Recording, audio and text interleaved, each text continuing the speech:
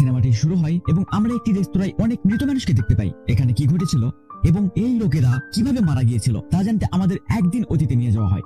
সেখানে আমরা দেখি ন্যান্সি নামের একটি মেয়ে যে তার গর্ভাবস্থা পরীক্ষা করছিল। সে দেখে ফলাফলটা ইতিবাচক। সে খুব ভয় পায় কারণ সে অবিবাহিত ছিল এবং এসবের পরিকল্পনাও কোনোদিন করেনি। তো অনেক টেনশনের পর সে তার বাবার রেস্তোরাঁয় যাওয়ার জন্য বের হয়। সেখানে সে ম্যানেজার হিসেবে কাজ করত। আর পথে তার গাড়ির পেট্রোল শেষ হয়ে যায়। সে বাকি পথ হেঁটে যাওয়ার সিদ্ধান্ত নেয়। যেতে যেতে সে রাস্তায় সাইকেলে ববিকে দেখতে পায় যে তার ওই রেস্তোরাঁর একজন কর্মচারী ছিল। ববি তাকে লিফট দেয় আর তারা অনেক মজা মাস্তিতে হোটেলে পৌঁছায়। তো ন্যান্সির বাবা কোথাও যাবে, তাই ন্যান্সির উপরে হোটেলের দায়িত্বটা পড়ে। তার বাবা তাকে বলে, তোমাকে সাহায্য করার জন্য আমি জ্যাককে এখানে থামিয়েছি। কথা শুনে ন্যান্সি অনেক রেগে যায় কারণ সে জ্যাককে একদম পছন্দ করতো না। সে তার বাবাকে অনুরোধ করে যে এখানে যেন ববিকে থামানো হয়, কিন্তু তার বাবা বলে, আমি ইতিমধ্যে জ্যাককে এখানে থাকতে বলেছি। তো পরের সিনে দেখি ন্যান্সির বমি ভাব হচ্ছে, তাই সে হোটেল থেকে বেরিয়ে এসেছে এবং হঠাৎ করে সে বমি করতে শুরু করে। পাশে জ্যাক সিগারেট খাচ্ছিল। জ্যাক বুঝে গিয়েছিল এবং সে ন্যান্সিকে জিজ্ঞাসা করে, এটা কি তোমার বাবা জানে কিনা? আর সেই সময় তার বাবা সেখানে চলে আসে। বাবাকে দেখে ন্যান্সি অনেক ঘাবড়ে যায়, কিন্তু তার বাবা এমন অবস্থায় তার দিকে মনোযোগ দেয় না। তার বাবা ওখানে জ্যাককে বলতে এসেছিল তার হোটেলটা ভালোভাবে সামলাতে এবং কাস্টমারের সাথে ভালো ব্যবহার করতে, আর এই বিষয়ে ন্যান্সি জ্যাককে সাহায্য করবে। ন্যান্সি এখানে অনেক বিরক্ত হয় আর বাবাকে এটা জিজ্ঞেস করে যে কি হয়েছে, এটা কোন ধরনের মিটিং যেখানে যেতে পেরে তুমি এত খুশি হচ্ছ? তখন ন্যান্সিকে তার বাবা বলে, তোমার মায়ের মৃত্যুর পর আমার খুব একলা লাগছে, তাই আমি সিদ্ধান্ত নিয়েছি আমি দ্বিতীয়বার বিয়ে করব। তাই আজ আমি একটি মেয়ের সাথে দেখা করতে যাচ্ছি। আর এখানে দেখি ন্যান্সির দুঃখটা আরো বেড়ে যায়। তো তারপর ন্যান্সি এবং জ্যাক তাদের হোটেলের ভিতরে পৌঁছে গেল। এখন পর্যন্ত সবকিছু স্বাভাবিক চলছিল, কিন্তু হঠাৎ তাদের হোটেলের বাইরে একদল বোকাটে ছেলে হাজির। তারা অভদ্র আচরণ করছিল এবং বাইক স্ট্যান্ড করছিল এবং অনেক মজা করছিল এবং তারা একটা খরগোশও মেরে ফেলেছিল। এমন পরিস্থিতিতে ন্যান্সির গ্রাহকরা বিরক্ত হয়ে চলে যেতে পারে, তাই সে ওদের ওখান থেকে ট্যারি দেওয়ার জন্য বেরিয়ে এলো। ন্যান্সি তাদের হুমকি দেয় সেখান থেকে চলে যেতে, কিন্তু ওই বদমাশ তার কথা শুনে না, বরং তার পরিবর্তে তাকে তার হোটেলে অনুসরণ করে এবং হোটেলের ভিতরে চলে আসে। ওই ছেলেগুলো মাস্ক পরেছিল এবং ন্যান্সিকে তাদের অর্ডার দিতে বলে। ন্যান্সি ইতিমধ্যে রেগেছিল, তাই সে তাদের বলে যে তাদের এখান থেকে এখনই চলে যাওয়া উচিত, নয়তো আমি পুলিশ ডাকবো। যখন ওই ছেলেরা চলে যেতে রাজি হয় না, তখন ন্যান্সি পুলিশ ডাকার ভান করতে শুরু করে, যার কারণে ছেলেরা ওখান থেকে চলে যায় এবং একটি ছেলে তার কাছে আসে আর তাকে বলে, আমরা এখন চলে যাচ্ছি, কিন্তু পরে আবার অবশ্যই ফিরে আসবো। ছেলেগুলো এভাবে ন্যান্সিকে অপমান করছিল, তা দেখে তার হোটেলের স্টাফ গুলো হেসে উঠেছিল। আর এটা দেখেই ন্যান্সি রে ভাই এত রাগে যায়। ন্যান্সি পুরো স্টাফকে ডেকে বলে, আমি তোমাদের ম্যানেজার, আমাকে মানা তোমাদের কর্তব্য। আমি এই জায়গার মালিক, তাই আমার আদেশ পালন করা তোমাদের কর্তব্য। যার উপরে জ্যাক বলে, এই সব সম্পত্তি তোমার বাবা, তোমার নয়, এতে তোমার কোনো কর্তৃত্ব নেই। জ্যাক তাকে আরো বলে, তোমার চেয়ে অনেক বড় মানুষ আছে। তো জ্যাকের এসব কথা শুনে ন্যান্সি অনেক রাগ হয় এবং অভদ্রতা করার জন্য তাকে চাকরি থেকে বরখাস্ত করে দেয়। জ্যাক হতবাক হয়ে যায়। সে বলে, তুমি আমার সাথে এগুলো করতে পারো না। কিন্তু ন্যান্সি বলে যে এখন আমি ম্যানেজার আর কেবল আমার আদেশই পালন করা হবে। তো জ্যাক আর কি করতে পারে, তাই সে তার আবরণ বা পোশাক ছেড়ে সেখান থেকে চলে যায়। তো তার পরের সিনে আমরা দেখি ন্যান্সি ওয়াশরুমে আসে এবং সে বুঝতে পারছিল না সে কি করছে এগুলো। সে ওয়াশরুমে এসে মুখ হাত ধুয়ে নিজেকে রিল্যাক্স করার চেষ্টা করে। তারপর আমরা দেখতে পাই ববি ওয়াশরুমের বাইরে অপেক্ষা করছিল। সে তাকে বলে, আমি আজ রাত তোমার সাহায্য করার জন্য এখানে থাকতে পারি। তুমি জ্যাককে চাকরিচ্যুত করেছো, তাই রাতে তোমার এখানে একা একদমই ঠিক নয়। তো এতে ন্যান্সি ববের উপরও ক্ষেপে যায়। সে অনুভব করে ববি তার জন্য করুণাবোধ করছে, সে তার সাথে বন্ধুত্ব করার চেষ্টা করছে। ন্যান্সি জ্যাককে বলে, তোমার টাইপ আর আমার টাইপ এক না, আমার সাথে বন্ধুত্ব করার জন্য তোমাকে এইভাবে আমাকে মুগ্ধ করার দরকার নেই। এই কথা শুনে ববি অনেক কষ্ট পায়, কারণ সে ন্যান্সিকে একটু পছন্দ করতো। সে ওখান থেকে চলে যায়। কিছু সময়ের পর কর্মীদের শিফট শেষ হয়ে যায় এবং ওই জায়গায় ন্যান্সি একা পড়ে থাকে। সারা রাত তাকে একাই সেখানে থাকতে হবে এবং দেখাশোনা করতে হবে। কিছু সময়ের পর পুরো কর্মীদের শিফট শেষ হয়ে যায়। এখন এই জায়গায় ন্যান্সি একা পড়ে থাকে আর সারা রাত তাকে একাই সেখানে থাকতে হবে। তো তারপরে যখন কোনো গ্রাহক থাকে না, তখন সে তার বাবার সাথে ফোনে কথা বলতে শুরু করে। বাবাকে ফোনে জানায় সে জ্যাককে বরখাস্ত করেছে। একথা শুনে তার বাবা অবাক হয়। তার বাবাকে জানায় জ্যাক তার সাথে অভদ্র আচরণ করছে, সে সবার সামনে তাকে তিরস্কার করেছিল। তো এখন তার বাবা দেখি এখানে চিন্তিত হয়ে পড়ে, কারণ সারা রাত ন্যান্সি হোটেলেই থাকবে আর হোটেলটা নির্জন এলাকায়। তো তারপর তার বাবা তাকে জানায় সারা রাত সতর্ক থাকতে আর কোনো সমস্যায় ফোন দিতে। পরের সিনে দেখতে পাই ন্যান্সি গান বাজাচ্ছিল এবং কাজ করছিল আনন্দের সাথে, কিন্তু এই আনন্দ কেবল ততক্ষণই ছিল যতক্ষণ সে তার হোটেলের বাইরে সেই গুন্ডাদের দেখতে পায় যারা সন্ধ্যায় এসেছিল আজকে। এটা দেখে ন্যান্সি খুব রেগে গেল এবং স্পিকারে তাদের বলল, এখান থেকে চলে যাও। তোমরা যদি না যাও তাহলে আমি পুলিশ ডাকবো।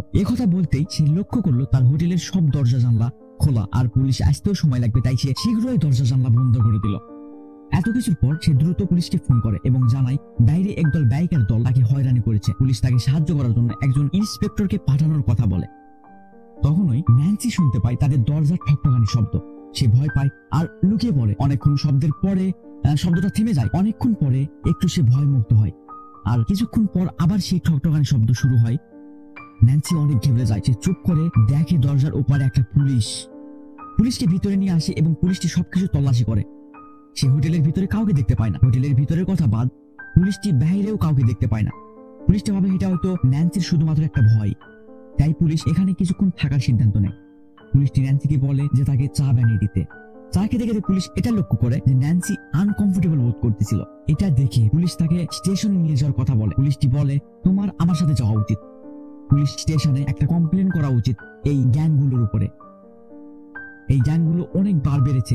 আর এটা বলতে বলতেই পুলিশ ন্যান্সিকে সাথে করে নিয়ে যাচ্ছিল। হঠাৎ করে পিছন থেকে ওই গ্যাং এর একজন পুলিশের উপর আক্রমণ করে। কিছু সময়ের মধ্যে পুলিশকে তারা ওখানেই মেরে ফেলে। এইসব দেখে ন্যান্সি তো অনেক ভয় পায় আর লুকিয়ে পড়ে। বুঝতে পারছিল না সে কি করবে, কিভাবে কাউকে থেকে সাহায্য চাইবে। তখনই তার ভাগ্য তার সাথে দেয় এবং সে দেখে ববিকে এখানে আসতে। ববিকে দৌড়ে গিয়ে কি হোটেলের ভিতরে নিয়ে আসে। আর ইতিমধ্যেই এই গ্রুপের একজন হোটেলের ভিতর ঢুকে পড়েছিল। এদিকে ন্যান্সি তার এক বন্ধুকেও মেসেজ করছিল যে তাকে সাহায্য করতে যেন সে আসে বা কাউকে পাঠায়। তো তারা দুজন আরো কিছু করার আগেই এই গ্যাংগুলো তাদের ধরে নেয় আর বেঁধে ফেলে। তাদের হাতে বেঁধে আর মুখে টেপ লাগিয়ে একটা বন্ধ ঘরে বন্ধ করে দেয়।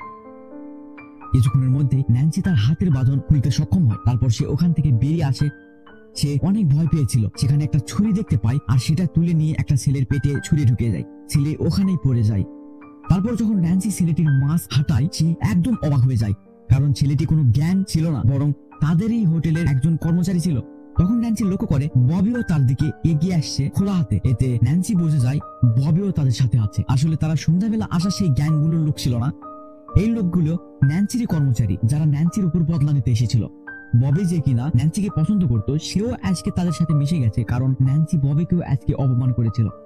আর তখন ওই সিন ফ্ল্যাশব্যাক হয় আর আমরা দেখি ন্যান্সি জ্যাককে চাকরি থেকে বরখাস্ত দেওয়ার পর সে ন্যান্সির উপর অনেক রেগে গিয়েছিল, কেননা ন্যান্সি তাকে অপমান করেছে এবং কাজ থেকে বের করে দিয়েছিল। সে যেভাবেই হোক ন্যান্সির উপর বদলা নেবে। আর সেখান থেকে জ্যাক যাওয়ার পরেই সেই গ্যাংগুলোর কাছে গেছে।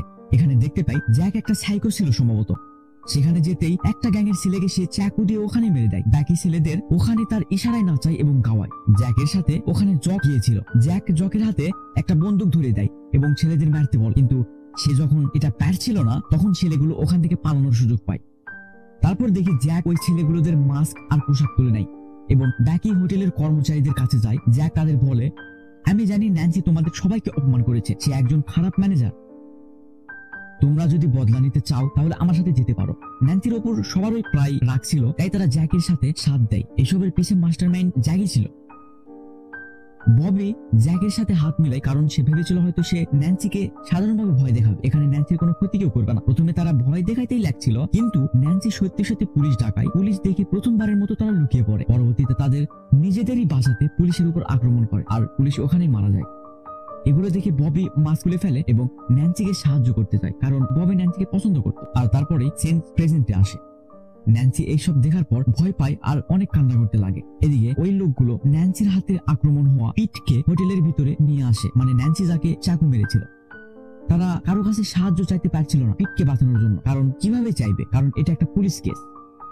এদিকে দেখি ন্যান্সির গাড়ির চাবি ববি তুলে নিয়েছিল। তো সেই লোকগুলোর মধ্যে একজন টেবিলের উপর রাখার চাবি না দেখে জ্যাককে গিয়ে বলে ন্যান্সি এখান থেকে পালিয়ে গেছে। এখানে জ্যাক তো খুব রেগে যায় এবং সবাইকে বলে তাকে আটকানোর জন্য এবং ববিকে তার পিছু নিতে বলে, কিন্তু ওখানে ববি জ্যাকের উপর হামলা করে দেয়। অন্যদিকে আমরা ন্যান্সির বাবাকে দেখতে পেলাম, যিনি ন্যান্সিকে ফোন করেছিলেন, কিন্তু হোটেলে কেউ ফোন ধরছিল না। এদিকে ন্যান্সি লুকিয়েছিল। তো ন্যান্সি কাছাকাছি একজনকে দেখে সে চালাকি করে গরম পানিতে ফেলে দেয় আর ওই ছেলেটির সারা মুখ ওখানে জ্বলে যায়।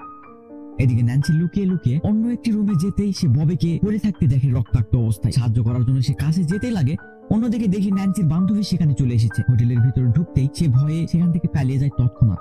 আর তারপর দেখি ববি ন্যান্সিকে তার গাড়ির চাবি দিয়ে বলে, তুমি এখান থেকে নিজেকে রক্ষা করো।